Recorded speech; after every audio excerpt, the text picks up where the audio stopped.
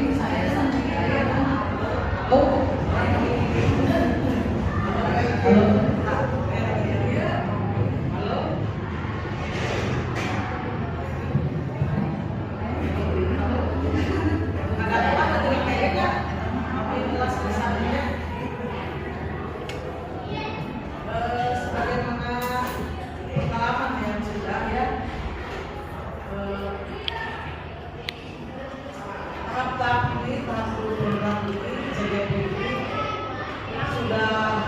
ada sebelumnya yaitu Mas, dan alhamdulillah sekarang kita dapat sertifikat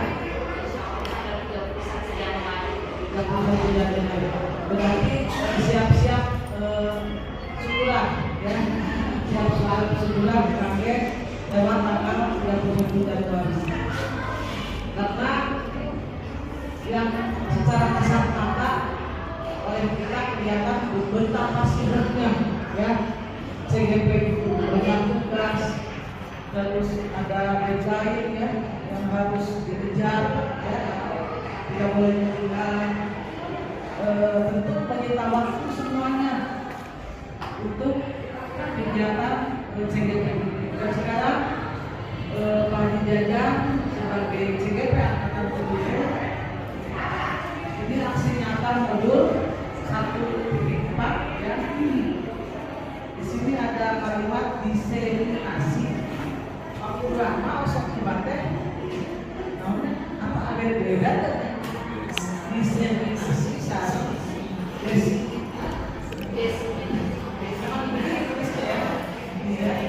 Artinya apa?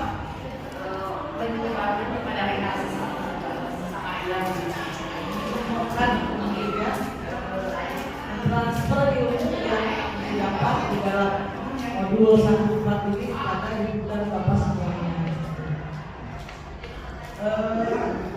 CGP ini adalah jaminan, ya, jaminan bagi yang bersangkutan untuk menjadi kepala sekolah, ya. Jadi ini termasuk latihan atau mungkin diklat yang itu diklat UTEP ya. Ini mereka sudah punya kunci. Ya, ini Mas Pak Haji Jajang sudah punya kunci untuk maju ke tingkat yang lebih tinggi lagi. Ya. Isi dari guru penggerak itu apa? Tentunya ini di dalamnya itu ada, kalau tidak salah ya, ada logistik, ya, proaktif dan aktif, ya. Di mana logistik ini artinya pembelajaran yang menyeluruh, harus nggak? Ya, mencakup keseluruhan, berarti harus mencakup pembelajaran yang harus mencakup keseluruhan. Tapi dalam masa kita semua menuju ke sana ya. Tapi ini ada istimewanya, ya, ada istimewanya dengan holistik ini, ya, aktif maupun proaktif harus menyeluruh terjamah, ya. Saya mungkin harus diimplementasikan.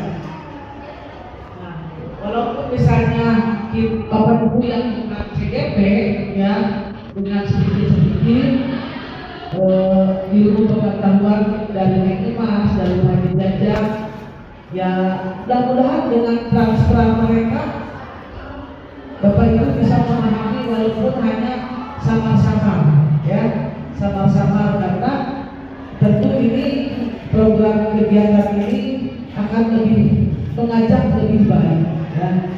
Hoyong nama SMP 5 CGP kedua, ya, 10, 20 setengah kalah, ya, supaya balan transfernya ke Bapak Ibu yang senior itu ada banyak, ya, ada banyak ditransfer ilmu oleh para CGP. Tapi sayangnya ini angkatan 7 cuma 1, ya, dan nanti ada lagi angkatan berikutnya. Siap-siap bagi yang berminat, ya. Tentunya pada akhirnya juga kita semua akan menjadi sekolah penggerak. Dalam kegiatan ini tidak banyak yang saya sampaikan karena ada lagi nanti juga ya tanggal berapa ada lagi pertemuan. Kita simak bersama apa yang akan dijelaskan oleh Pak Haji Jajang dengan modul 1.4 ini, dan ibu bapak semua bisa mengerti, memahami apa yang dimaksud dengan diseminasi modul 1.4 aksi nyata pada CGP Pak Haji Jajang. Itu saja mungkin yang bisa saya sampaikan dalam pembukaan ini dengan ucapan Bismillahirrahmanirrahim. Mudah-mudahan acaranya berlangsung lancar, manfaat buat kita semua, manfaat buat sekolah. Yang bersangkutan juga kita doakan semua, mudah-mudahan lancar dalam mengerjakan tugas-tugasnya. Tentunya harus lebih baik dari yang sudah, ya. Itu saja. Bismillahirrahmanirrahim. Acara ini dibuka. Assalamualaikum warahmatullahi wabarakatuh. Warahmatullahi wabarakatuh. Punten sakedap pemerintah dan telat. Aya Pak Haji Aep, ngomong, ayo tepang bukan ngobrol naon. Tadi panten pemerintah Bu Haji itu ditahan, Bu Haji maka rencana lah. Karena itu nanti di jalan itu mungkin publik peserta diperhatikan dan jadi turut termakan.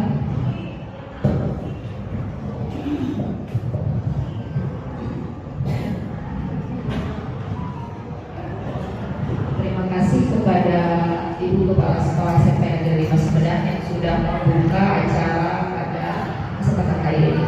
Baik Bapak Ibu, setelah ini kita akan lanjut ke acara inti kita, yaitu paparan dari materi aksi nyata modul 1.4 mengenai budaya positif yang akan dijelaskan oleh Bapak Haji Jajang. Beliau adalah CGP dari Angkatan 7 di Kabupaten Sumedang. Sebagai informasi bahwa sampai saat ini calon guru penggerak itu sampai di angkatan 10.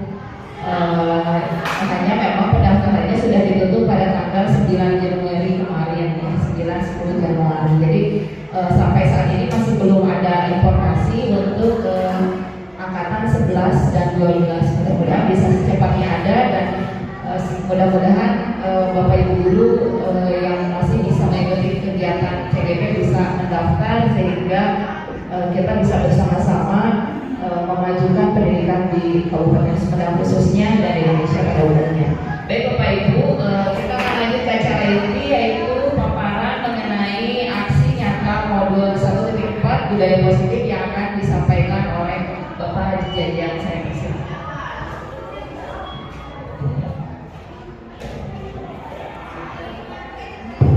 Terus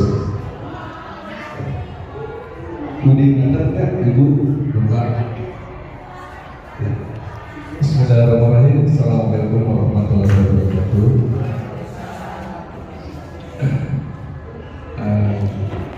Di tengah teknis kurang budaya itu manusia juga sudah sehingga dibalas di lagar dengan SI bahasa Sunda di Bapak dan Ibu Suci.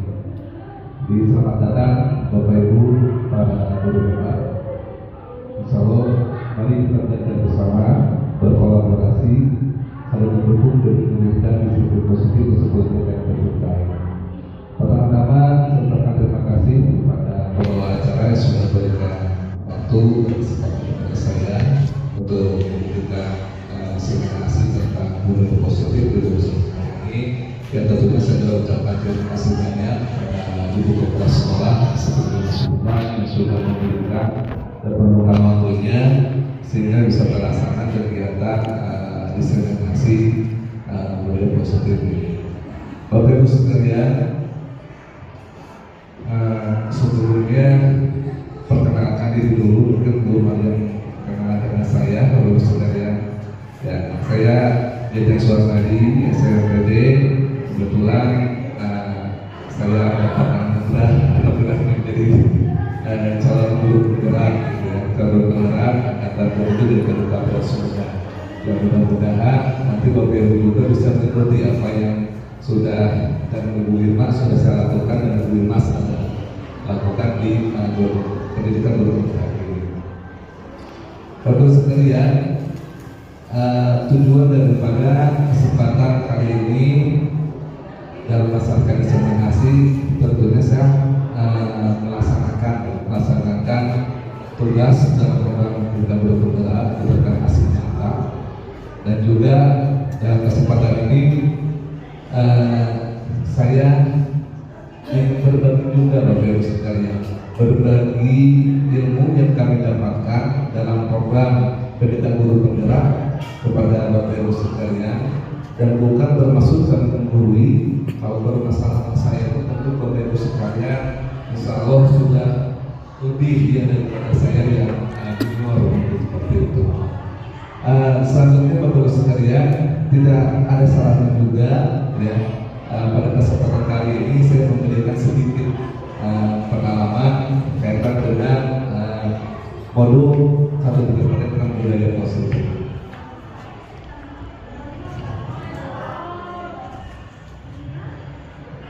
Nah, Bapak Ibu sekalian, sebelum kita ke budaya positif, kita lihat dulu tentang tujuan pendidikan. Ya. Tentang tujuan pendidikan yang ditemukan oleh Ki Dewantara, di mana tujuan pendidikan itu adalah menuntut segala kodrat yang ada pada anak-anak agar mereka itu dapat mencapai keselamatan dan kebahagiaan yang setinggi-tingginya, baik sebagai manusia maupun sebagai anggota masyarakat. Oleh sebab itu, pendidik itu hanya dapat menuntut tubuh atau hidupnya kekuatan kodrat yang ada pada anak-anak agar dapat memperbaiki lampunya, bukan dasarnya. Hidup dan tubuh kekuatan kodrat anak-anak. Nah, tentunya Bapak Ibu sekalian, tujuan pendidikan ini bisa berhasil, bisa tercapai tentunya apa budaya konsumsi dari sekolah. Itu yang harus kita lakukan. Nah, Bapak Ibu sekalian, kalau kita lihat dalam tujuan pendidikan ini ada kata menuntut. Kira-kira pendidikan menuntut itu apa menurut Bapak Ibu sekalian? Kalau boleh bahasa ini menuntut, membimbing gitu ya, mengarahkan dan seperti itu juga. Jadi pada akhirnya kita ini sebagai pendidik hanya menuntut, membimbing, mengarahkan gitu kan. Mengarahkan apanya? Mengarahkan agar berarti lampunya. Jadi mengarahkan, membimbing lampunya, bukan dasarnya. Sebenarnya bagi anak-anak itu ada punya potensi, udah punya cita-cita gitu kan. Cuma yang harus kita bimbing, yang kita arahkan apanya? Yaitu lampunya. Misalnya anak-anak punya cita-cita menjadi misalnya dokter, tapi tentu kita bimbing supaya diarahkan biar tercapai cita-cita menjadi dokter, tapi dokter yang beranak seperti itu. Itu betul sekali. Baik, kita lanjutkan. Nah, kita kan sekarang baru sekarang tentang budaya positif. Maaf sebelum ke sana, masih kaitan dengan tujuan pendidik juga. Bapak Ibu sekalian, kaitan dengan penuntut, yang ada lantaran ibaratkan bahwasanya seorang ibu adalah merupakan sebuah lahan pertanian, sebuah lahan pertanian di mana di sana ada peserta didik, ada anak, ada murid. Nah, murid itu adalah merupakan sebuah pendidik. Nah, lalu kita sebagai pendidik sebenarnya apa? Kita sebagai petani. Nah, anak-anak Bapak Ibu sekalian, kalau seandainya di sana ada sebuah lahan yang subur, ada benih yang hebat, itu murid gitu kan, supaya tumbuh subur yang kita harus bagaimana? Harus disiram, ya, harus dibelung tentunya. Nah, siapa yang menyewa itu adalah kita sebagai gitu ya. Nah, kalau seandainya tidak kita cebor, tidak ada pupuk, benih tersebut tumbuh atau tidak kira-kira Bapak Ibu? Tumbuh, cuma mungkin tumbuhnya ya, nah ya, kurang begitu maksimal, layu, peot, gitu kan seperti itu. Nah, itulah ibaratnya murid itu seperti itu. Jadi sebagai benih yang ada dalam sebuah lahan pertanian. Kita sebagai petani hanya mengolahnya, Bapak Ibu sekalian. Lanjut tentang budaya positif. Nah, apa sih itu budaya positif Bapak Ibu sekalian? Kalau kita berbicara budaya itu awalnya merupakan sebuah kebiasaan. Sebuah kebiasaan menjadi terbiasa, gitu kan? Sudah terbiasa, jadilah budaya. Jadi awalnya sebuah kebiasaan terlebih dahulu. Nah, budaya positif di sekolah itu adalah merupakan nilai dan kebiasaan di sekolah berpihak kepada murid agar mereka dapat berkembang menjadi pribadi yang kritis, berhormat dan bertanggung jawab sesuai dengan profil pada Pancasila. Nah, jadi budaya positif ini jelas sekali Bapak Ibu sekalian, ya, merupakan indikator tercapainya dari tujuan pendidikan yang ditentukan oleh jajaran dewan. Oke. Bapak Ibu sekalian, dalam modul 1.4 itu budaya positif, mungkin kami selama 2 pekan mungkin bebas ya. Kami membahas hampir 7 materi yang kami berikan. Mudah-mudahan 7 materi ini bisa kami sampaikan mungkin selama 1 jam di sini ya. Yaitu yang pertama tentang perubahan masa utama modul budaya positif ini tentang perubahan paradigma belajar. Yang kedua ada disiplin positif. Yang ketiga kebutuhan manusia. Yang keempat motivasi perilaku manusia. Posisi kontrol restitusi, keyakinan kelas, dan segitiga restitusi. Nah, ini yang kami dapatkan selama pelaksanaan pendidikan program penggerak di modul 1.4 ini. Baik, Bapak Ibu sekalian, kita masuk ke tentang perubahan paradigma baru. Dalam membangun budaya positif, sekolah dapat menyediakan lingkungan positif, aman dan nyaman agar siswa mampu berpikir, bertindak, dan mencipta dengan merdeka, mandiri, dan bertanggung jawab. Nah, di sini Bapak Ibu sekalian, disiplin itu sangat berkaitan dengan kontrol guru terhadap siswa. Ya, jadi kadang-kala si anak bisa sih menggunakan disiplin, tapi dengan perintah, begitu kan? Mungkin sedikit dengan paksaan seperti itu. Nah, di sini Bapak Ibu sekalian, saya ingin mengajak Bapak Ibu sekalian, ya, ada sebuah permainan di sini.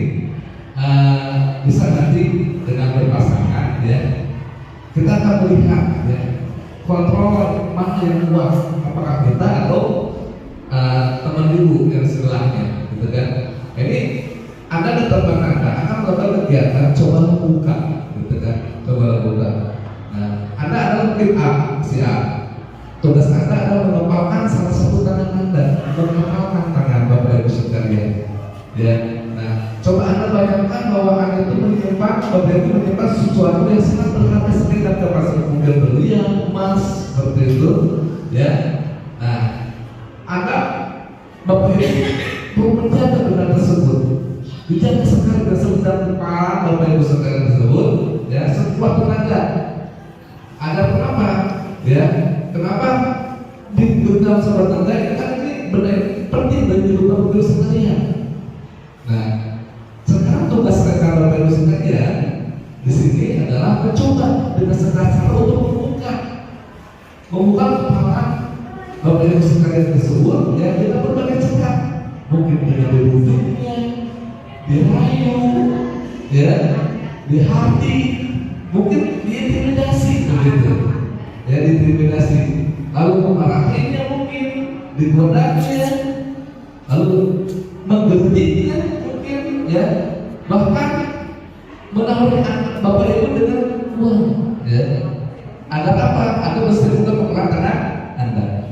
Coba Bapak Ibu sekalian, bisa nggak kita kepala masing-masing Bapak Ibu? Sudah mungkin kalau berpasangan, ya, yang kuat. Si A yang A yang mengepalkan, yang B sebelah kiri yang memaksa untuk membuka. Coba Bu, besar-besar lupakan.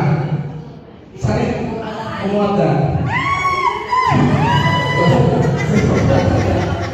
Kira-kira siapa yang ulang? Boleh. Siapa yang kuat? Nah, boleh. Ya, dicoba ya.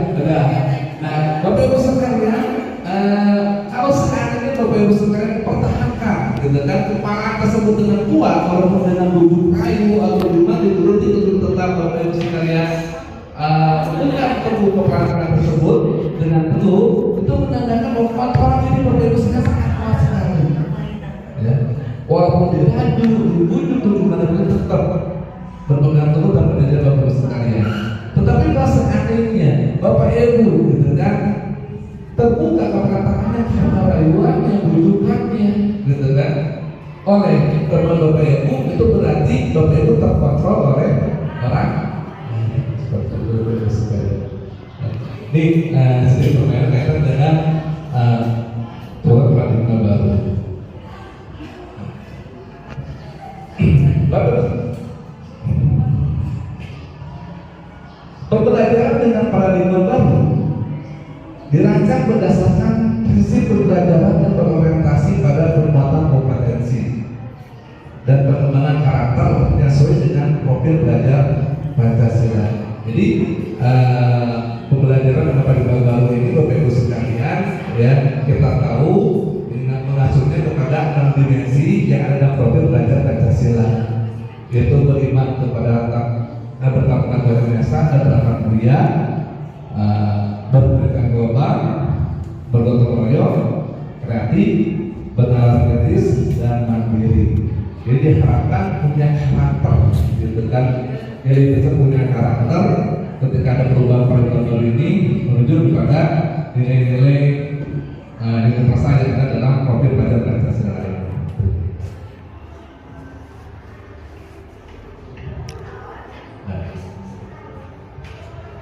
Bisa dilihat Bapak Ibu sekalian di sini bahwasanya pembelajaran dengan paradigma baru ini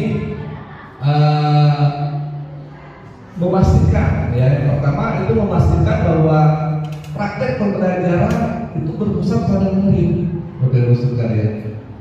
Yang mana setiap murid belajar sesuai dengan kebutuhan dan tahap perkembangannya. Mungkin ini yang dirasakan saya mungkin Bapak Ibu sekalian, ya. Jadi saya selama ini merasakan bahwa saya selalu dominan di dalam kelas itu. Jadi murid seakan-akan menjadi hanya objek penderita, begitu kan? Tidak bergerak luas bagaimana diberikan waktu oleh kita, gitu kan? Nah, dalam paradigma baru ini kita hanya sebagai fasilitator Bapak Ibu sekalian. Murid menjadi dominan dalam pelaksanaan proses pembelajaran. Dan sudah terpusat pada murid saja. Selanjutnya, dalam paradigma baru ini dilakukan melalui sebuah kegiatan pembelajaran di dalam kelas kurikuler dan mungkin di luar kelas kurikuler atau dan ekstrakurikuler. Jadi tidak usah harus berupa pembelajaran di kelas saja. Ya, dengan pembelajaran paradigma baru ini kita bisa memanfaatkan lingkungan sekitar, lingkungan sekolah. Bisa di masjid, mungkin bisa, ya, atau di halaman, sesuai dengan konten pembelajarannya Bapak Ibu sekalian.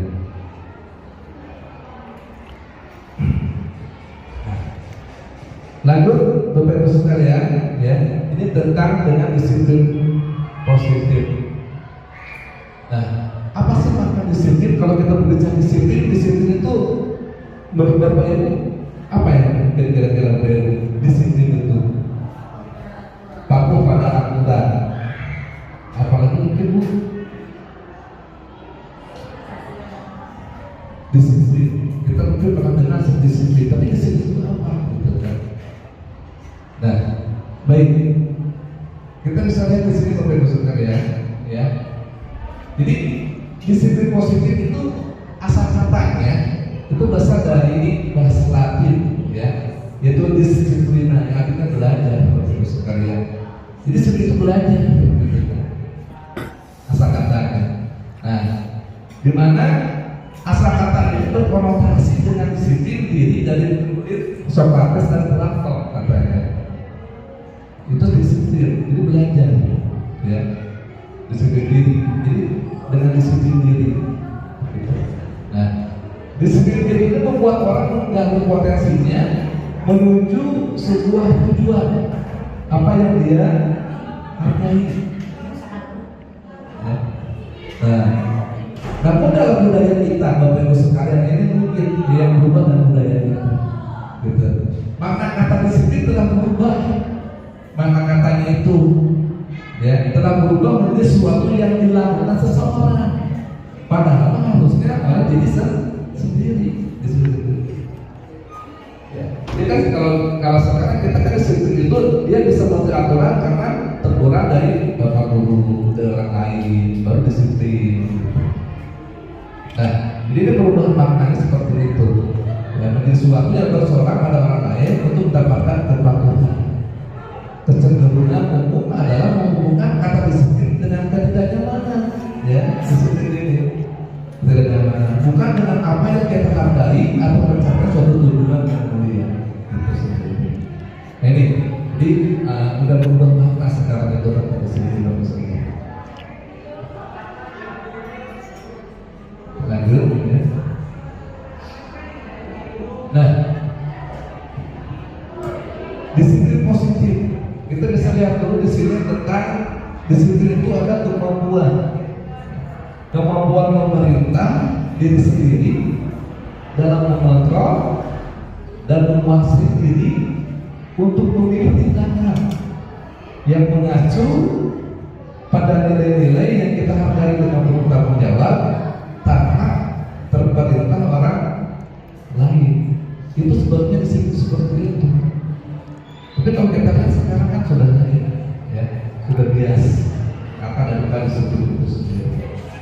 Ya, seorang disiplin itu harus diperintah oleh orang lain, harus diparahi orang lain baru mengatur aturan. Sebenarnya tidak seperti itu. Nah, Bapak Ibu sekalian, nilai-nilai yang kita hargai itu adalah merupakan nilai kebajikan, yang mana sifat positif manusia yang merupakan tujuan mulia yang ingin dicapai setiap individu. Nilai-nilai yang terdapat dalam proses kita itu adalah nilai-nilai yang terdapat dalam pelajaran mobil Pancasila yang 6 dimensi itu. Nah, itu yang diharapkan.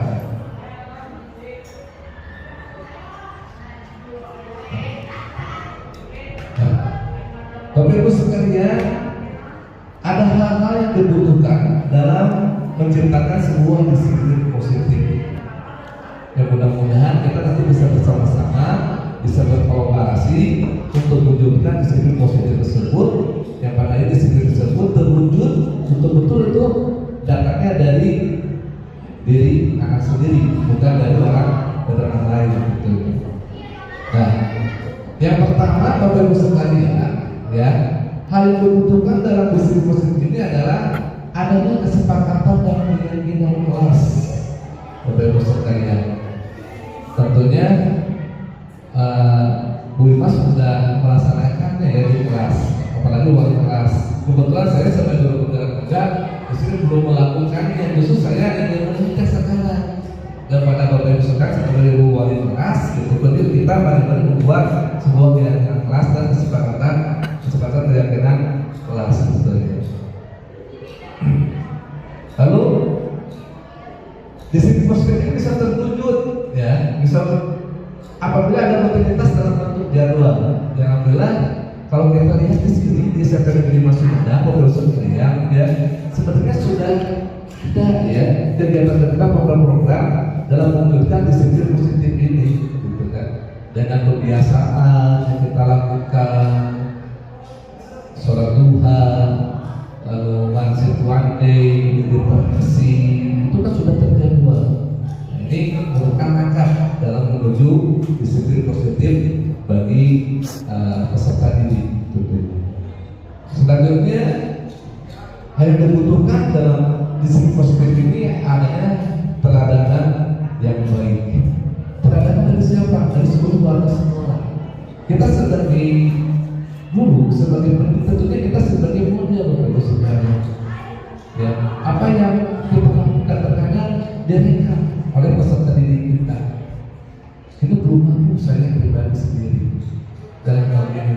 Makanya kami terus mencoba untuk memperbaiki diri kami sebagai seorang pelajar Bapak sekalian.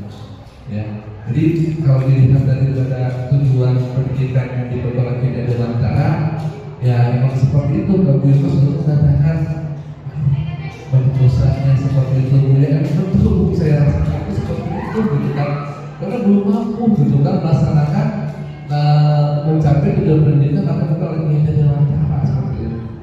Bagaimana anak diperlakukan dengan baik, dengan nyaman gitu kan sekolah, tapi pada akhirnya kita masih tetap bentar-bentar saja dengan emosi kita yang membuah-buah.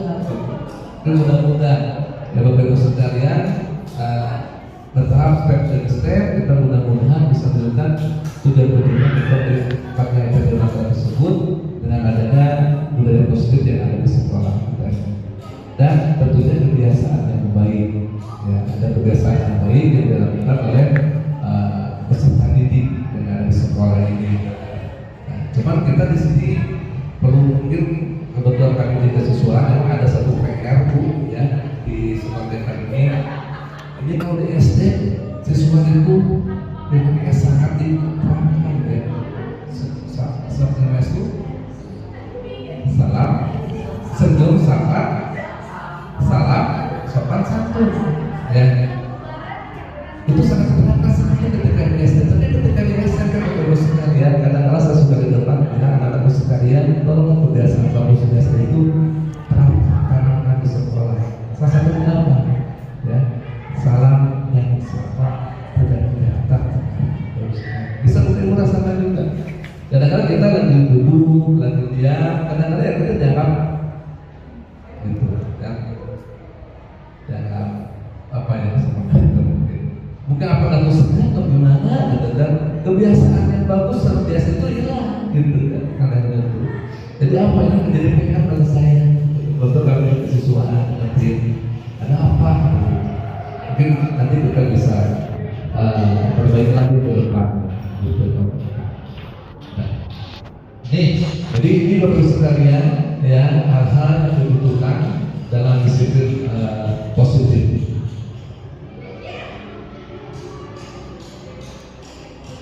Nah, Bapak sekalian, tumbuh dengan ketakutan dan rasa bersalah, serta tumbuh dengan meneruskan lingkaran kekerasannya di lingkungan masyarakatnya, di keluarganya mungkin ya, dan hukuman ketika dewasa. Nah, Bapak sekalian, jadi ternyata hukuman ini efektif kepada peserta didik. Lalu disiplin positif Bapak sekalian kita menggunakan motivasi internal ya dalam diri untuk mencapai tujuan, bukan menggunakan motivasi eksternal seperti hukuman, ancaman, sogokan maupun pujian dari orang lain. Nah, nanti kita akan bisa membedakan kalau seperti mana itu hukuman, mana itu konsekuensi Bapak sekalian. Ya. Jadi ini dampak ya, dampak daripada hukuman terhadap peserta didik kita. Jadi mudah-mudahan kita bisa menghindari nanti ya setelah kegiatan ini menghindari kegiatan dengan hukuman, walaupun mungkin masih terlalu juga dengan kebiasaan kita menggunakan kebiasaan kita. Nah, lanjut Bapak Ibu sekalian, ini tentang kebutuhan dasar manusia ya. Nah, realitasnya bahwasanya kebutuhan setiap orang itu berbeda. Kita harus berusaha memahami bahwa pandangan orang lain itu tentang dunia, setiap orang pasti memiliki gambaran yang berbeda. Nah, di sini kebutuhan ini ada 5 Bapak Ibu sekalian ya. Kebutuhan untuk bertahan hidup, seseorang itu punya kebutuhan untuk bertahan hidup, kebutuhan atas kekuasaan, kebutuhan untuk kasih sayang dan rasa untuk diterima oleh orang lain, kebutuhan akan kebebasan dan kesenangan. Nanti kita akan coba implementasikan di sekolah ya, di anak tersebut melakukan misalnya kesalahan tersebut apa? Apakah mungkin kebutuhan yang sudah terpenuhi atau belum? Nah ini Bapak Ibu sekalian ya. Ini ada kasus gitu kan. Ibu Amar guru wali kelas kelas 2A SD Pelita Hati. Nah, sedang bingung menghadapi salah satu murid di kelasnya yang namanya Doni. Nah, beberapa anak di kelas 2A telah datang padanya dan mengeluhkan Doni yang seringkali meminta bekal makan siang mereka dengan paksa. Betul. Nah, murid-murid mungkin malah gitu kan, lagi istirahat malah seperti itu. Nah, jika Anda menghadapi situasi seperti Ibu Amar, dan kira-kira apa yang akan Anda lakukan menurut Bapak Ibu sekalian? Kira-kira apa alasan Doni melakukan hal itu? Nah, kira-kira apa Bu yang dilakukan, apa kira-kira ya? Kita dipanggil, diajak ngobrol. Terus ada lagi mungkin Bu? Ditanya alasannya. Ditanya alasannya kenapa sudah meminta. Terus mungkin Bu ada lagi alasannya mengapa sudah minta tersebut. Kalau itu menjadi Ibu Amar ya, Ibu Amar.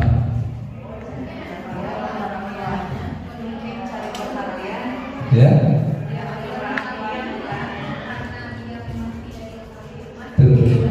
Ya. Oke, ya. Bagi saja Bu ya, kasus Doni. Nah, Bapak Ibu sekalian, dalam konteks ya penerapan disiplin positif di sini, Ibu Amar sebaiknya mencari tahu alasan tadi ya, kata Bu Linda dan Bapak Ibu sekalian sudah benar, mencari tahu dulu alasan agar bukan Agus Doni ya, melakukan tindakan tersebut ya, melakukan tindakan tersebut agar mengetahui kebutuhan mana yang sedang berusaha dipenuhi oleh Doni. Jadi kita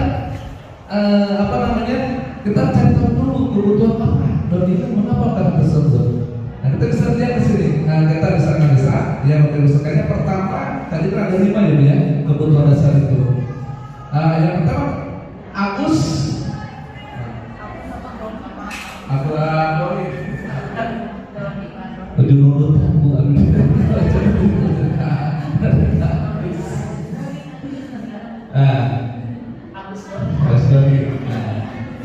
jadi di sini ya Agus lapar dan orang tuanya tidak membawakannya bekal makan siang.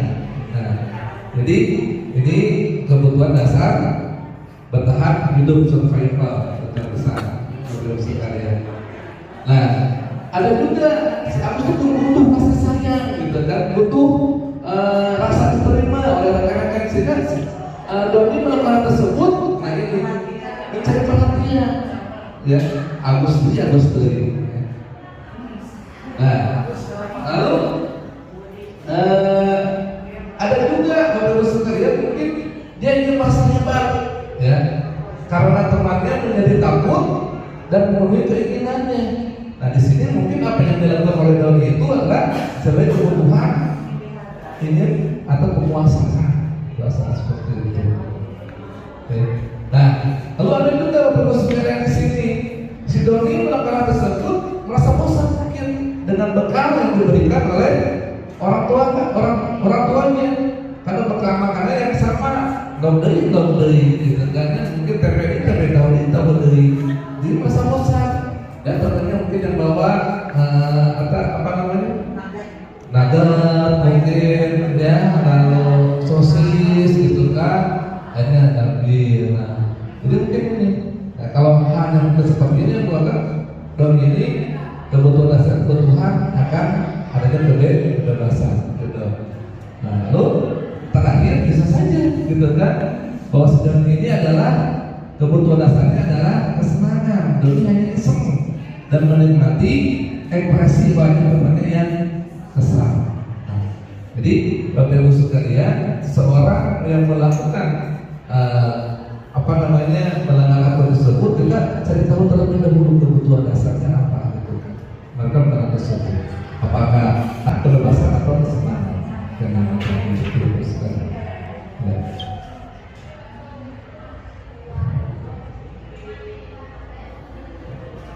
Nah, Bapak Ibu sekalian, ya.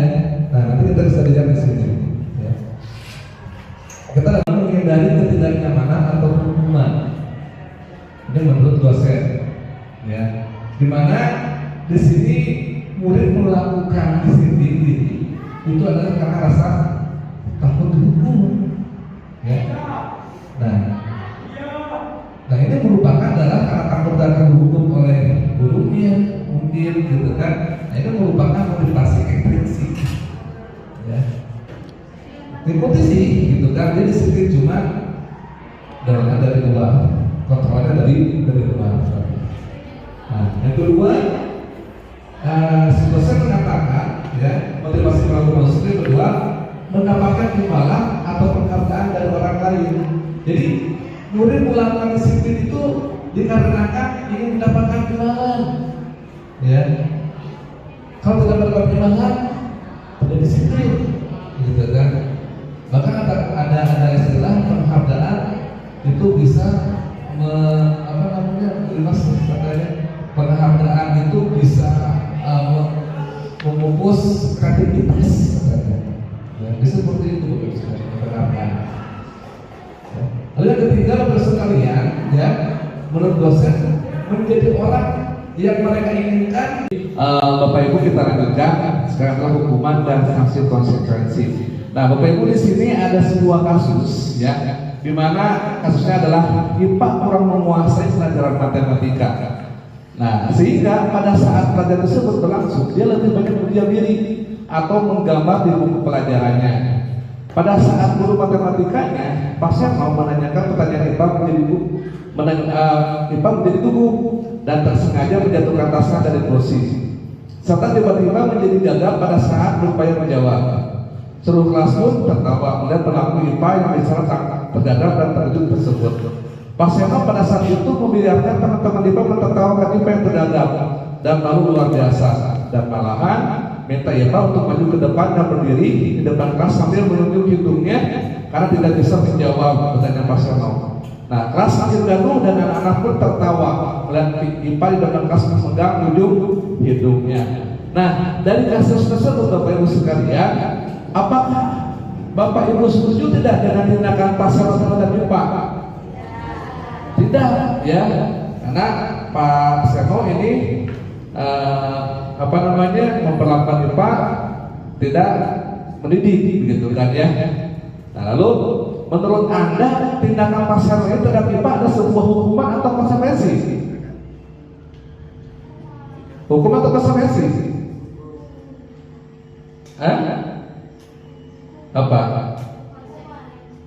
Konsekuensi hukuman. Hukuman, ya, karena konsekuensi tidak ada sebab akibatnya, begitu, ya. Kalau konsekuensi itu ada hubungan alur, begitu, ya, hubungan sebab akibatnya, ya, ada keterkaitan. Kalau konsekuensi, kalau hukuman tidak ada keterkaitan, gitu. Baik, lanjut Bapak Ibu sekalian, ya. Nah, ini bisa dilihat Bapak Ibu sekalian antara hukuman dengan konsekuensi, ya. Jadi hukuman ini termasuk identitas gagal, sedangkan konsekuensi ini adalah identitas sukses, ya. Di sini bisa dilihat di sini hukuman itu sesuatu yang menyakitkan harus terjadi. Hukuman tersebut, kalau konsekuensi sudah sesuatu itu harus terjadi karena sudah disepakati konsekuensi ini.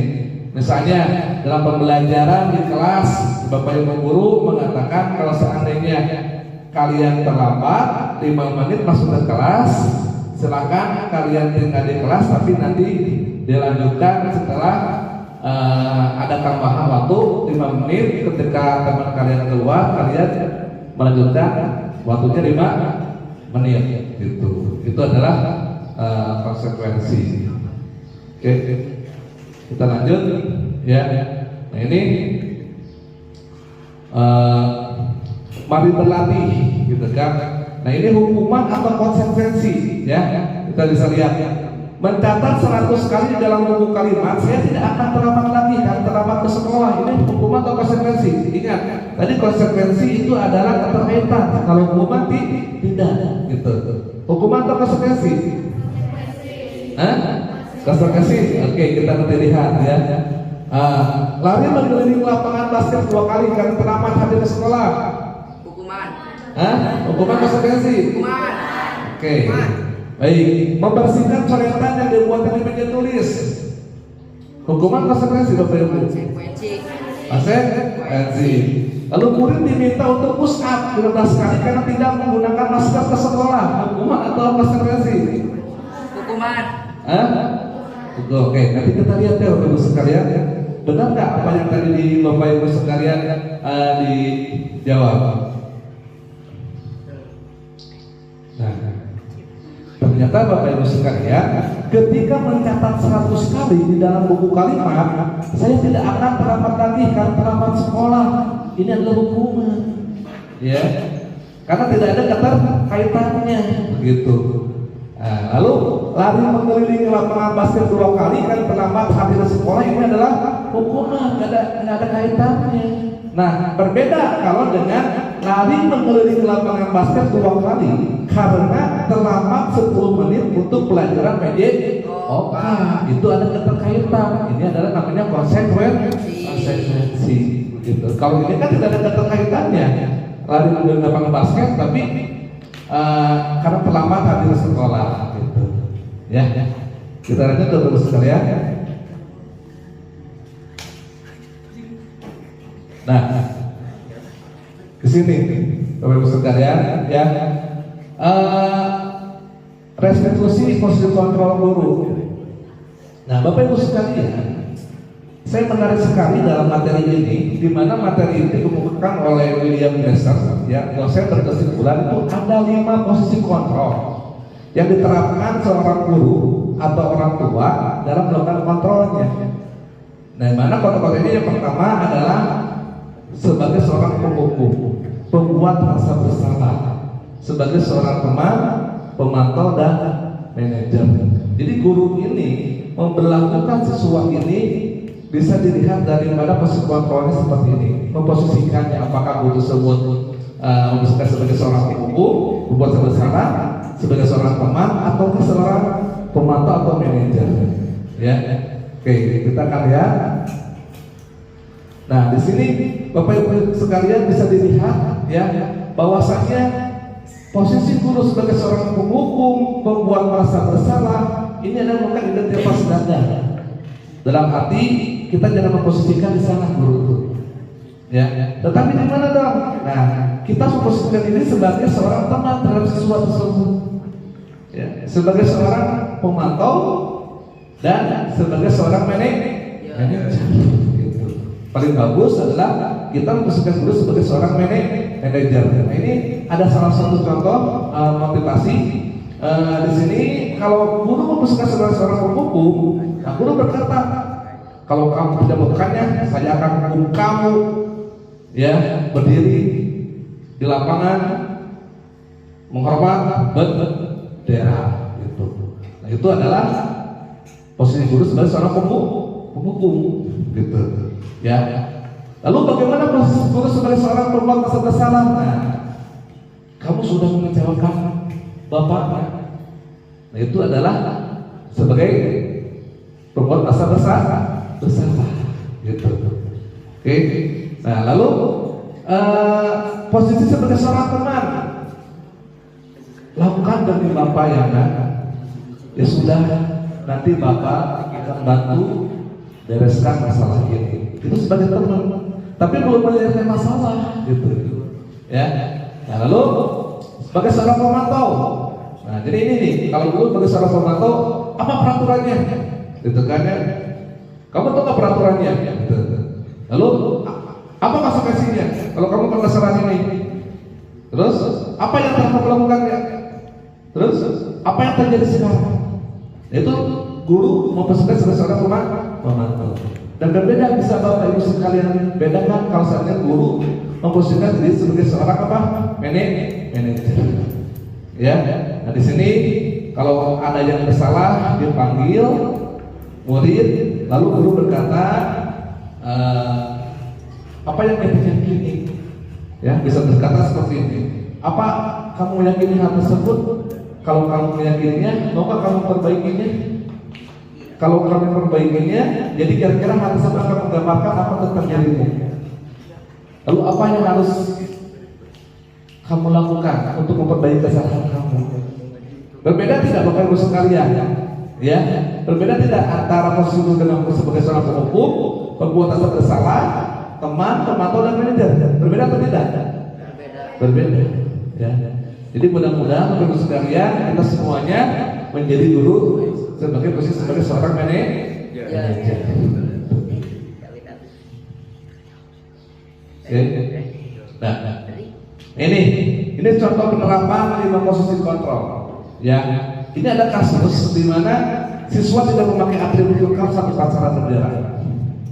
Ya, kalau seandainya kita posisi sebagai seorang penghukum, ya, yang melanggar aturan seperti tersebut dipanggil lalu berdiri di depan barisan. Karena posisi sebagai seorang penghukum, posisi kontrolnya.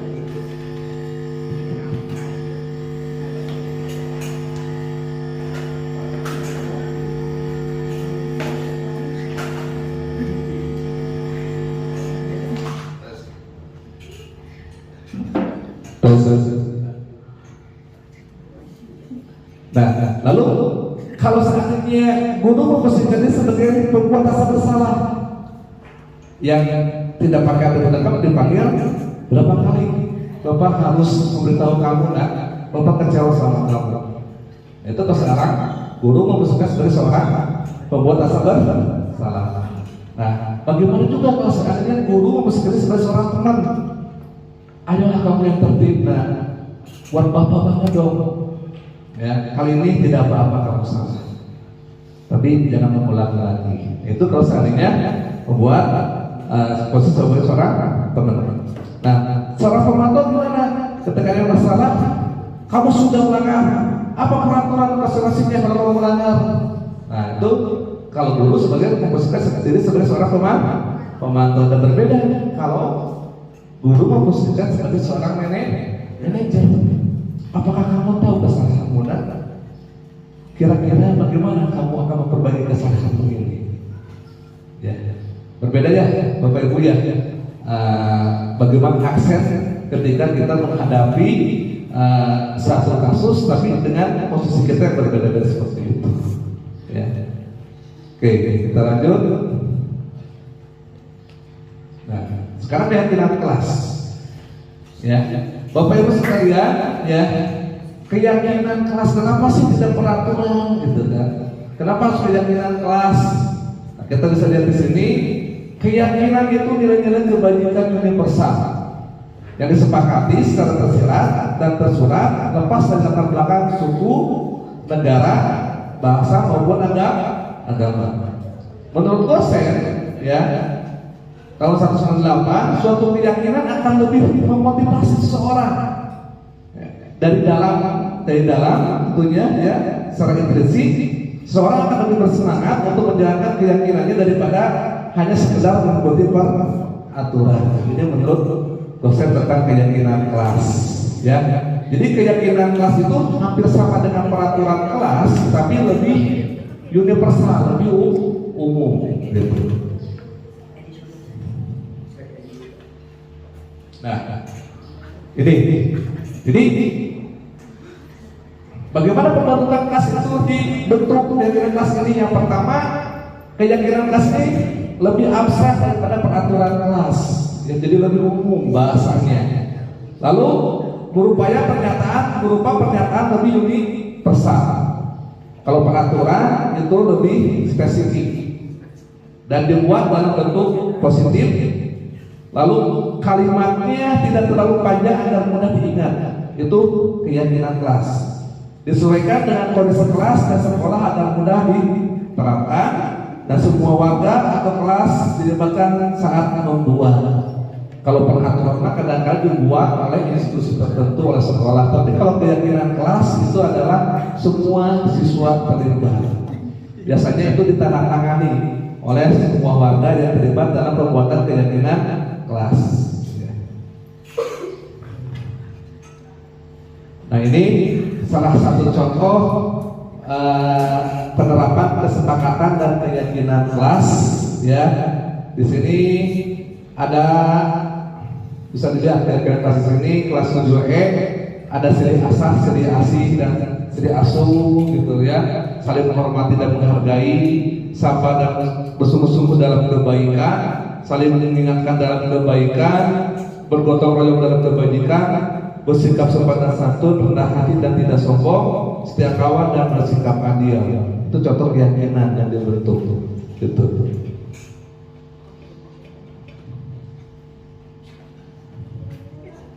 Nah, selanjutnya ini adalah tentang segitiga restitusi. Ya, segitiga restitusi ini adalah sebuah proses menciptakan kondisi bagi murid untuk memperbaiki kesalahan mereka, ya sehingga mereka bisa kembali kepada kelompok mereka dengan karakter yang lebih kuat. Nah, melalui restitusi guru dapat pertama membantu murid menjadi lebih memiliki tujuan, disiplin positif, serta memulihkan dirinya sendiri setelah berbuat salah. Dengan restitusi, guru dapat membantu murid untuk tujuan pada diri sendiri dan mengevaluasi dampak dari kesalahan yang dilakukan, dan dengan restitusi juga memberikan penawaran bukan paksaan. Ini Bapak Ibu sekalian kaitan dengan restitusi, ya. Ini tahapan segitiga restitusi. Di sini tahapannya yang pertama harus menstabilkan identitas terlebih dahulu. Di sini dalam menstabilkan identitas kita bisa menggunakan kata-kata berbuat salah itu tidak apa-apa, nah, gitu ya. Lalu tidak ada manusia yang sempurna di muka bumi ini. Bapak Ibu juga pernah melakukan kesalahan seperti itu. Kita bisa menyelesaikan ini. Bapak Ibu tidak mencari siapa yang salah, tapi Bapak Ibu ini mencari solusi dari permasalahan ini. Kamu berhak merasa seperti itu. Lalu tahapan yang kedua, validasi tindakan yang salah. Kamu pasti punya alasan mengapa kamu melakukan hal itu. Nah, kalau patut bangga pada dirimu sendiri karena kamu telah melindungi sesuatu yang penting buat kamu. Nah, terakhir, langkah tahap segitiga restitusi ini adalah menanyakan keyakinan. Apa yang kita percaya sebagai kelas atau keluarga? Apa nilai umum yang telah kita sepakati ini? Apa bayangkan tentang kelas yang ideal? Kamu menjadi orang yang seperti apa? Nah, ini tahapan-tahapan segitiga restitusi, ya. Dimana dalam tahapan segitiga restitusi ini posisi kontrolnya pasti posisi kontrol guru sebagai seorang manajer.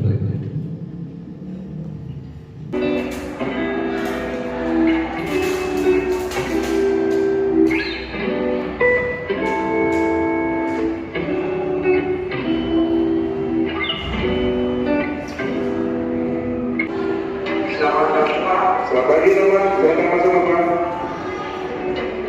Silakan duduk Pak. Bapak, kamu tahu mengapa dipanggil Bapak di sini? Itu bukan yang tugas Pak. Ya, benar. Tapi kamu masuk kan? Masuk Pak, tapi tidak ada tugas. Bapak, semua orang pasti pernah belajar salah. Sebentar, namun dia menggunakan kita pasti ada salah.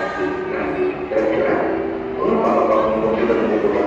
Seperti semalam dan seperti Bapak sampai jam 12 malam dan saat jam belajar harusnya tertidur. Kamu masih ingat tugas kira-kira pasti? Masih Pak. Nah, kalau masih ingat, kira-kira yang kamu bentuk sudah sesuai dengan gaya tugas kita atau belum? Belum Pak. Gaya tugas apa? Bertanggung jawab Pak. Nah, lalu apakah kamu punya solusi tidak untuk menyelesaikan masalah?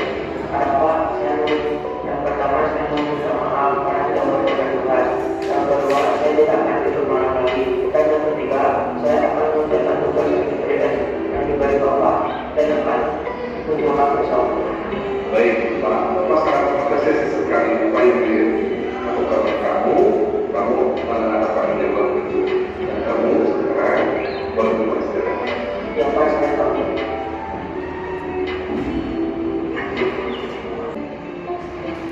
Pak, mulai istirahat sekarang dulu deh.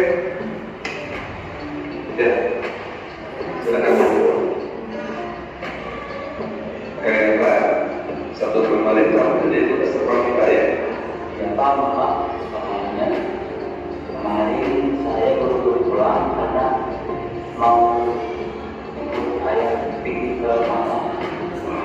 Pasti itu sangat menyenangkan. Ya, sekali juga. Sana-sana tidak diajak piknik. Namun, apakah yang kepala sudah sesuai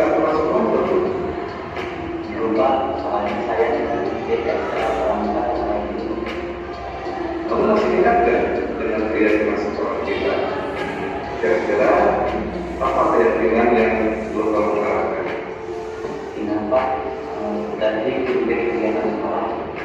Nah, kira-kira apa yang bisa kamu lakukan agar kamu bisa menerapkan apa yang sudah kamu yakini? Bisa minta izin ke pembinanya untuk Tidak ada yang lain? mungkin bisa ikut ekskul guru baru ikut. Nah, nanti kamu sudah paham ya kalau kita itu harus rutin ke sekolah. Ya Pak, insya Allah saya akan terlibat. Baik, terima kasih. Kira-kira Ketika melakukan restitusi, saya merasa dihargai sehingga dalam diri saya tumbuh keinginan untuk bertanggung jawab. Ketika melakukan restitusi, saya merasa dihargai sehingga dalam diri saya tumbuh motivasi keinginan untuk lebih lagi melaksanakan keyakinan sekolah yang sudah Ya, mudah-mudahan walaupun sedikit bisa bermanfaat buat teman-teman khususnya bagi saya, dan mudah-mudahan kita bisa melaksanakan budaya disiplin positif di sekolah kita yang bisa kita jalani. Terima kasih. Bila terima kasih. Assalamualaikum warahmatullahi wabarakatuh. Waalaikumsalam.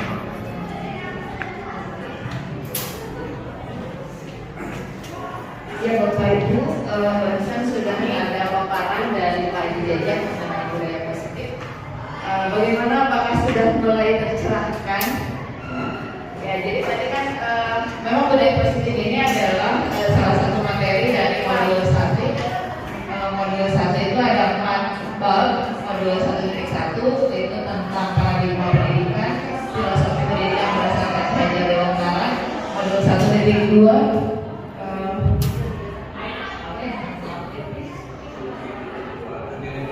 nilai-nilai dari guru penggerak dan juga peran guru penggerak. 1.3 itu tentang visi dan misi guru penggerak, dan yang keempat ini adalah 1.4 ini adalah budaya positif. Jadi Bapak Ibu, memang budaya positif kalau dilihat di SNM dengan Mas Undang alhamdulillah sudah kita terapkan sebelum ada kurikulum merdeka. Kita sudah membiasakan anak-anak untuk sholat duha, kita membiasakan anak-anak untuk berliterasi.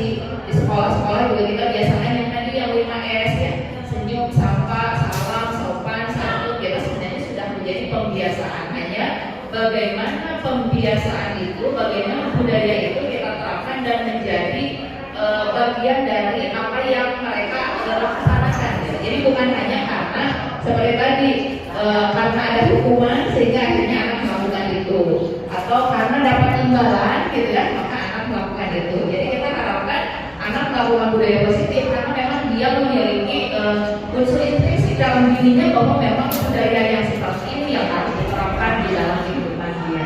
Jadi terima kasih Pak Jajang sudah memberikan banyak juga masukan, banyak juga pencerahan gitu ya tadi tentang 5 posisi kontrol dulu ya Bapak Ibu ya, menurut Dresser ya, ada hukum, ada pembuat rasa bersalah, ada teman, ada pemantau, ada manajer. Kita berusaha sebisa mungkin kita bisa menjadi seorang manajer dalam menyelesaikan suatu permasalahan kendaraan.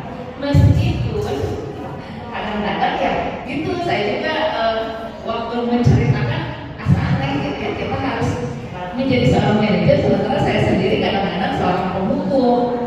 Kamu ini bagaimana sih, kamu tahu nggak kalau kamu tidak melakukan itu nanti ibu pun akan dimarahi sama kepala sekolah. Itu gara-gara kamu juga gitu. Jadi kita membuat rasa bersalah. Kadang-kadang berteman menganggap siswa teman pun kadang-kadang kita salah menerapkan karena kita bilang ya nggak apa-apa, itu mau diwaros, yang penting kamu jangan lakukan lagi. Nah itu juga membuat anak apa si ibu berangkat gede orang ngomongin mau diwaros itu si ibu mau jadi pemain apa si ibu itu si ibu pasti mau diwaros gitu. Itu juga kadang-kadang salah juga dalam penerapannya gitu ya. Tapi memang seharusnya kita bisa menjadi seorang manajer seperti apa yang saya kasus, bahwa kita cari tahu dulu permasalahan anaknya apa, kita tidak langsung menghukum kamu siapa tadi Doni ya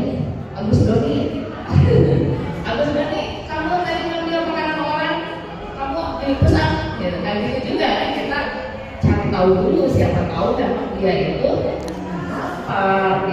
ya seperti tadi akhirnya kan sama Pak Jijan sudah dijelaskan, sangat jelas sekali. Terima kasih. Baik Bapak Ibu, saya yakin Bapak Ibu mendapatkan pengetahuan yang baru dari apa yang sudah dijelaskan oleh Pak Jijan. Kita akan langsung masuk ke acara yang selanjutnya, yaitu tanya jawab. Karena memang waktu terbatasnya Pak Ji, kita akan bagi dari 2 termin, 1 termin untuk 2 pertanyaan.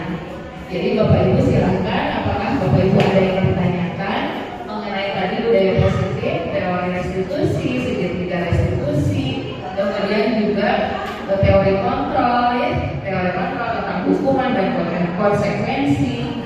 Baik Bapak Ibu silahkan, apakah ada yang ditanyakan? Ayo. Bapak Ibu sendiri ketika sedang mengajar, apakah sudah menerapkan sebagai penghukum?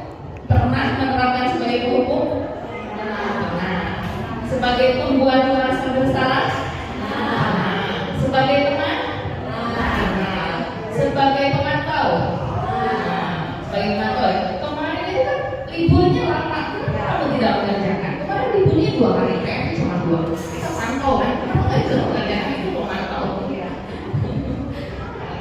Atau pernah sebagai manajer juga? Pernah.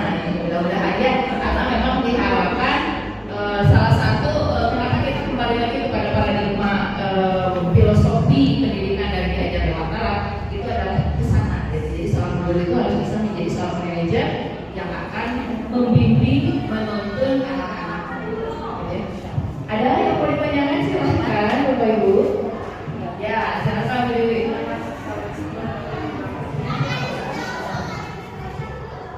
Terima kasih atas waktunya. Ini di lapangan, bukan saja di kelas ya.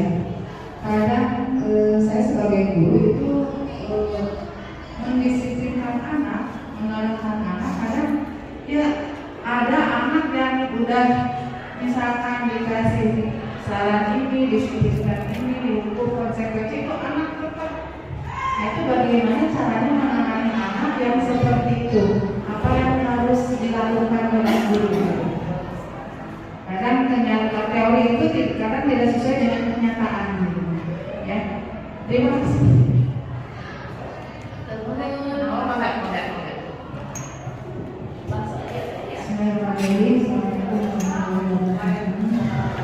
Ini mungkin bisa dijadikan masalahnya kalau masalah. Mungkin kita masuk ke kelas 7C. Ya. Di kelas 7C ada siswa yang istilahnya spesial. Hanya di sini mungkin hukuman bingung, konsekuensi apalagi bingung. Nah kalau kita menghadapi siswa seperti itu, langkah apa yang harus kita lakukan agar ada perubahan sikap kalau memang Tuhan masuk ke kelas 7C. Jadi kakak sedikit berarti kalau ini dijelaskan ini kan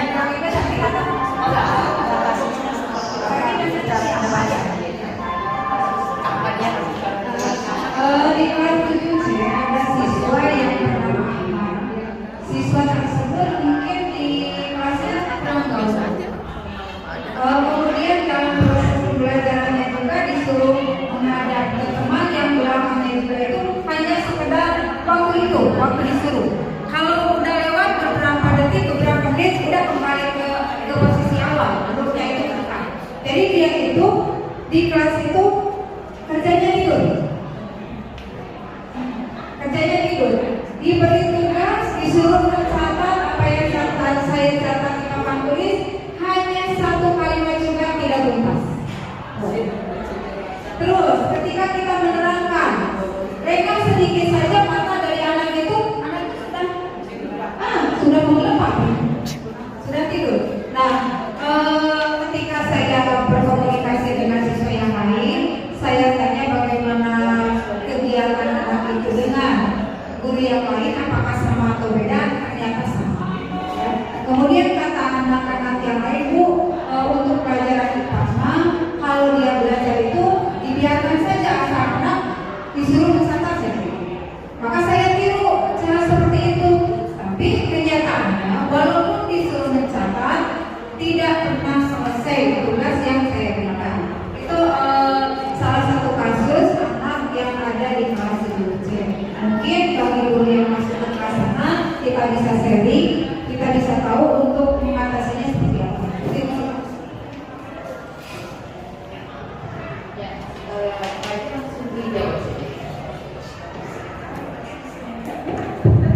Terima kasih Bu Dewi. Ya, ini kaitan dengan penanganan terhadap siswa yang membanggal, tentang dalam sering diperingati terus begitu. Bapak-Ibu sekalian, tentunya dalam penanganan siswa tetap kita berpapakan dalam yang tadi saya utarakan seperti itu Bapak-Ibu sekalian. Jadilah kita sebagai seorang manajer terlebih dahulu. Tetapi kalau seandainya langkah tersebut sudah kita lakukan tetap seperti itu saja, tentu ini penanganannya tidak bisa kita sama sendiri, tidak, tapi harus mungkin ya kita tidak ada bicara orangnya, juga mungkin apa namanya dengan kalau penanaman dulu itu dengan BPK juga, kan? Kita lihat kebutuhannya apa? Apakah dia itu ingin seperti itu ingin tadi apa diperhatikan? Apakah sebagai penguasa atau apa? Kan? Nah, kita harus tahu dulu itu seperti itu. Jadi dasarnya di sana dulu. Nah, kalau sudah tahu dasarnya di sana, kita nanti akan bisa melangkah ke penanganan terhadap si anak tersebut. Yaitu dalam konteks pendidikan institusi. Jadi kita harus tahu dulu dasarnya mereka melakukan tersebut, anak tersebut apa dasarnya. Kita apakah ada pengaruh dari luar juga, gitu kan? Sehingga makanya tadi kita tidak bisa sendiri kalau penanganan.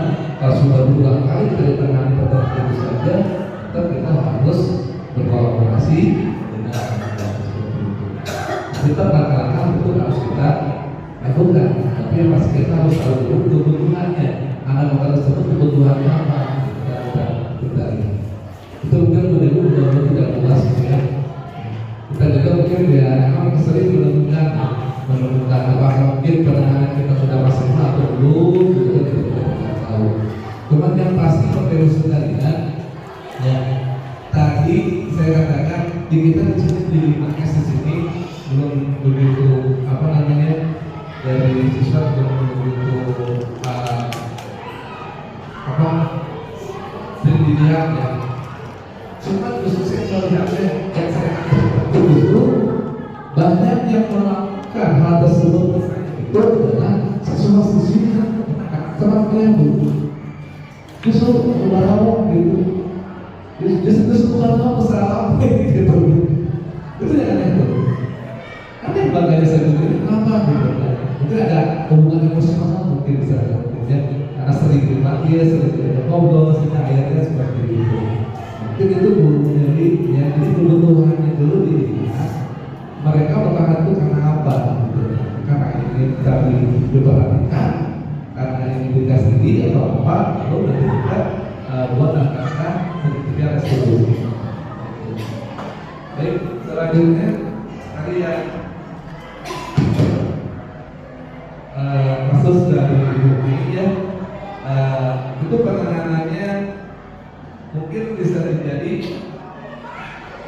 itu sudah salah betul ya. Jadi harus bisa saja walaupun kita sudah apa namanya sudah mencoba tetap langkah-langkahnya memang harus dulu. Jadi langkah-langkah itu kita tidak boleh ditinggalkan untuk penanganan terhadap anak, gitu kan. Kalaupun hasilnya ini yang seperti itu saja, kita kan bisa berkolaborasi juga, gitu kan. Mungkin kita ngajuin ke, tapi dia itu adalah peserta didik kita, harus kita tuntut, ya. Mungkin dari sisi kelemahan yang dimiliki oleh sekarang tersebut, saya yakin dia boleh. Dan itu harus kita gali, itu yang harus kita gali, gitu kan. Apa kelebihan daripada dia? Ya. Terima kasih. Ibu sekalian, atas waktu dan kesempatannya demikian bisa disampaikan. Mohon maaf atas segala kekurangannya. Bila terjadi, wassalamualaikum warahmatullahi wabarakatuh. Saya kembalikan diri kepada moderator.